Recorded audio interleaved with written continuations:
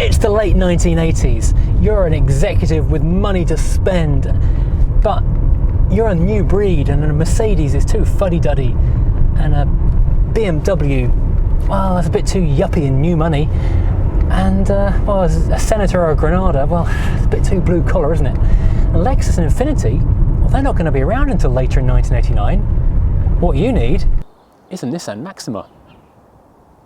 Yeah, I said Nissan Maxima. Yeah, this is a Nissan Maxima. But you don't remember this. They sold it for 6 years.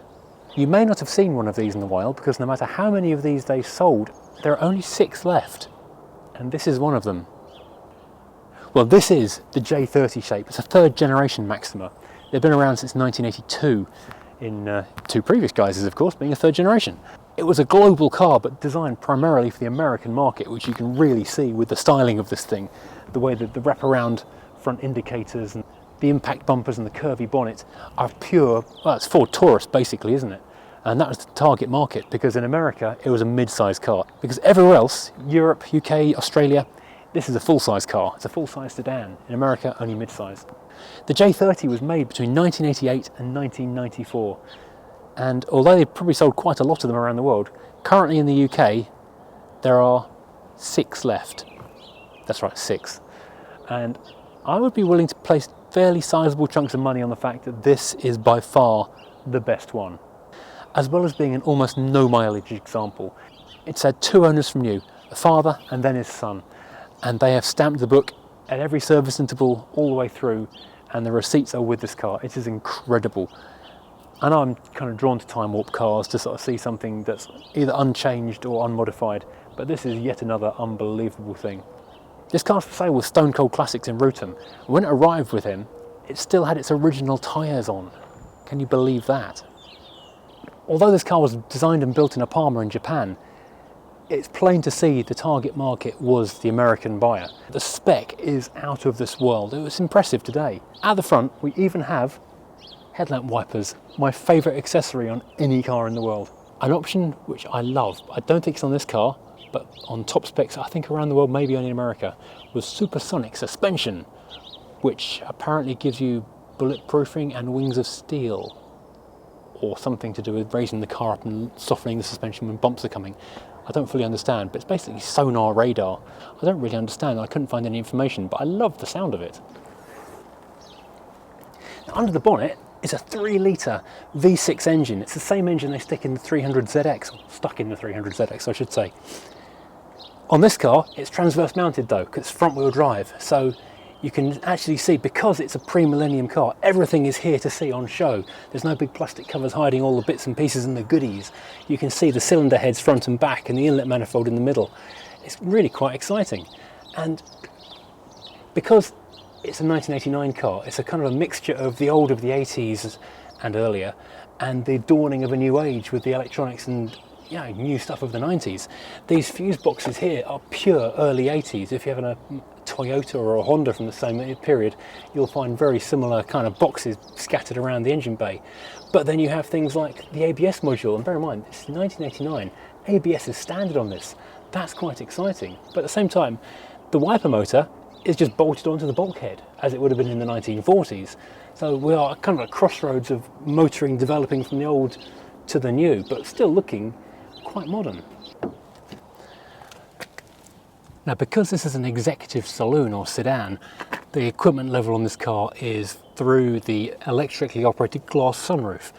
It is fantastic. It's just loaded with as many things as you can think of. If there's an option you could imagine in the late 80s, it's on this car. The central instrument stack is pure Japanese 80s beauty. There are wonderful tactile buttons everywhere to do everything. The various heater controls, the air conditioning on off, the sliders. I know this is a Nissan, not a Toyota, but this looks exactly like an MR2's heating control panel, apart from the fact it's got aircon on it. The little digital clock is very Casio-like. It looks a bit cheap and out of place in a car that costs £52,000 in today's money. As everything else in this car is tech-loaded, it kind of fits in its own little way. The buttons are a kind of funny mix of looking like an afterthought or an aftermarket thing that's been bolted on, and actually being extremely high quality. Everything has a lovely solid click and nothing creaks. The dashboard is It's rock solid. It's an amazingly high-spec radio cassette player here, Nissan badged obviously, with FM diversity, which I don't know what that means, and auto reverse on the cassette deck. I imagine it also takes chrome tapes, if you have any. But Nissan were covering all the bases because this aggressively sprung-loaded cubbyhole beneath it is exactly the right size to put in a graphic equalizer, or if you're rich enough to afford such a thing in the early 90s, a CD player. Now you may be thinking the CD player separates didn't exist in the early 90s. Apparently it was an option. These charcoal grey seats are finest velour. They look brand new. They have not aged a day in the 50,000 miles and 25 odd years since they've been made. They are electrically operated and electrically heated with, and get this, for a car from 1989, they're not just electrically heated, they are two levels. You have low and high setting on them. Now the list of goodies goes on and on as you keep on looking around the car. Obviously it's an automatic gearbox. In America you could spec it with a 5-speed manual. I think you could in the UK as well. This I think is a 4-speed with overdrive, as it has overdrive written on the gear knob. On these very large buttons here below the instruments, we've got obviously heated rear window, a toggle left-right button which I think dims the instrument lights. And here we have the cruise control button, on, continue, and here in the centre of the steering wheel, cancel, resume, and set coast. The terminology is all very American, and something blanked off. What could possibly be missing on the car that has literally everything else? I don't know. Here on the far end of the dashboard, we have not just electric door mirrors, but heated door mirrors on this little button here. Isn't that wonderful? Again, unusual for a car this old. The automatic transmission has 2 options of power and comfort, and something in the middle which it's undefined. I'm going to stick it in comfort because it's a comfortable car. Not perhaps the most logical place to hunt for these buttons, but they are here by the handbrake, the fog light switch, and the headlamp washer wiper button. Perhaps you could have used the spare dashboard button for these, but no, they chose to put them down here between the handbrake and the useful cubbyhole. Obviously the sunroof is electric, and you have individual passenger and driver courtesy lights. Naturally we have power locks and power windows all round. You're going to have that obviously in a car of this nature. And of course these seats, which are incredibly comfortable. They are kind of armchair-like in their size. They're very, very wide, but not squashy as you think they are at first. You sink a little way. It's a bit like a memory foam mattress. Very comfortable, and you can just electrically find your perfect position. Being a Japanese car of the 80s, the indicator stalk and the headlights are on the right hand side, which, you know, as someone pointed out in the comments of the Suzuki WizKid video, is logical because then you can have a hand on the gear shift and indicate while you're turning. It does kind of make sense. Now that's all fine and good, but the thing I absolutely love is the graphic for the intermittent wipers, which scrolls through, and it's purely mechanical, like a diagonal painted blue. This is a thing of beauty. It's almost mesmerizing just watching that wind in and out. I could be here a long time. Come back to me later on.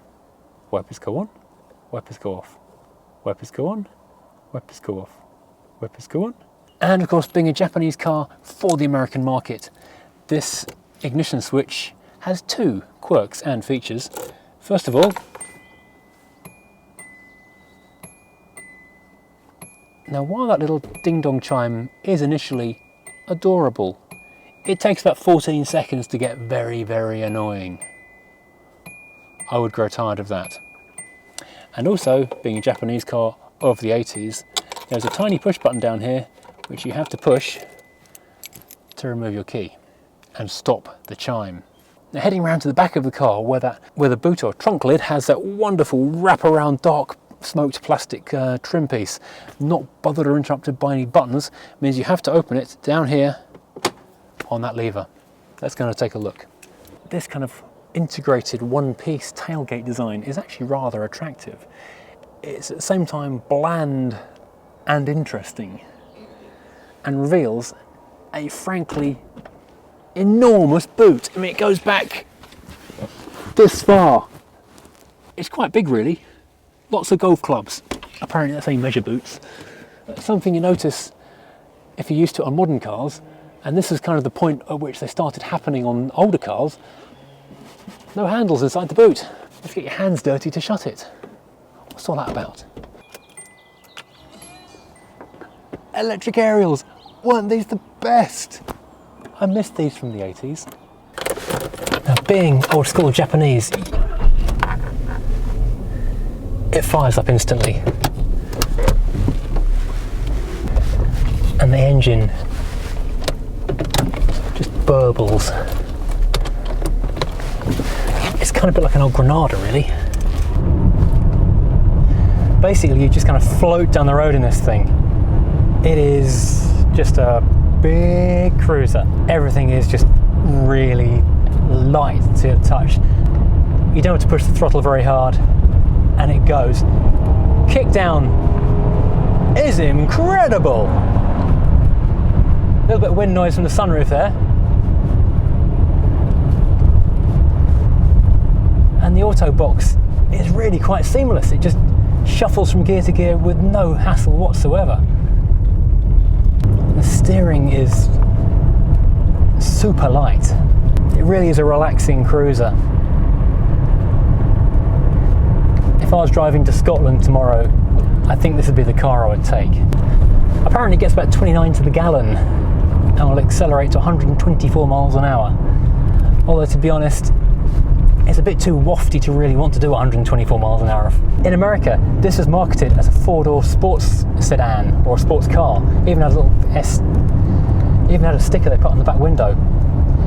And in some ways, I mean, compared to a lot of 80s sedans, I can see where they were going with that. But compared to, say, like a Sierra Cosworth, it's not even close. I mean, this is far too soft and wallowy, and I know I'm in comfort mode on the transmission right now, but even so, comfortable. It's fairly fast. Being a V motor, you do ride a certain wave of torque, and 184 foot-pound is pretty small beans by today's standards. You know, you'll get it off a 4-cylinder 2-litre diesel or something like that. But it's just the way it delivers it, that little growl. Oh, a Unimog, wow! I wonder if I can get a test drive of one of those. Hilariously, every time I stop this car to go and move the GoPros around, I can hear that whirring of the aerial winding itself up and then down again. It's quite amusing in its own small way.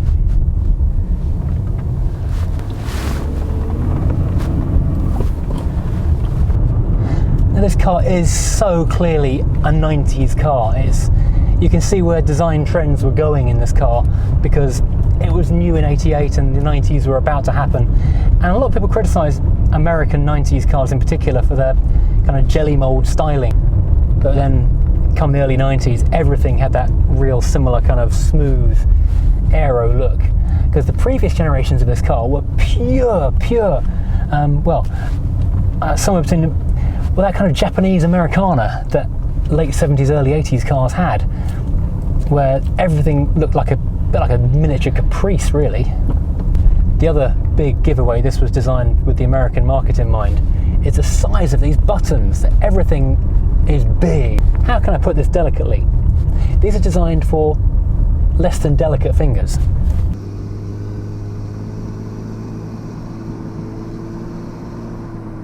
Now, the one thing that kind of confuses me a little bit with this car is the smell.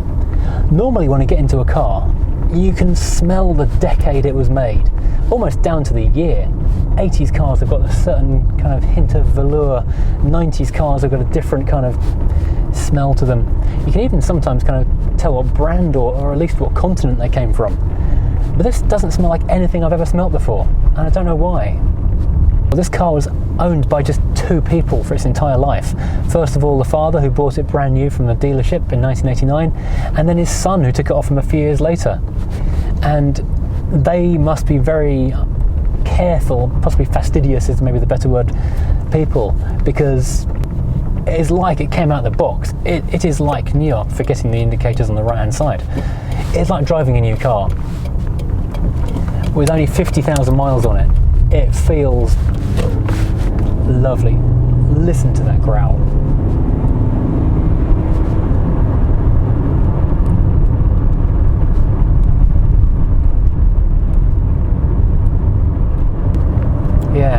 1980s when everyone wanted to be American or something. Because back in the 80s, doing American stuff was cool.